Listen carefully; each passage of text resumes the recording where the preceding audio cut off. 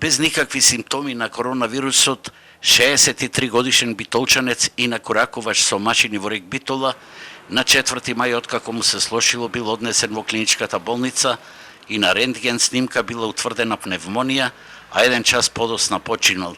Посмртно му била утврдена корона. Со овој случај короната направи сефтеј во најголемиот електроенергетски комбинат Рег Битола. Според епидемиолошките протоколи, било утврдено дека починатиот како ракувач на машина имал сосема мали контакти за само 6 вработени Центарот за јавно здравје донесе решение за здравствен надзор, а уште 9 мина координативното тело за следење на COVID-19 од комбинатот ги упати дома, заменувајќи ги со резервниот тим.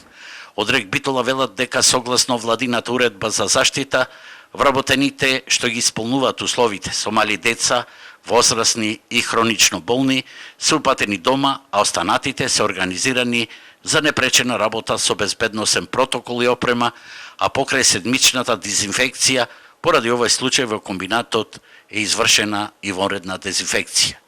Во Битола досега се разболени 22 лица од COVID-19, а 2 починале. Во моментов, во клиничката болница има само 4 лица, а 16 се излечени. И покрај тоа што тука нема кластери, сепак во текот на овој месец забрзано се работи за подготвување на лабораторијата на Центарот за јавно здравје во Битола за тестирање од коронавирусот.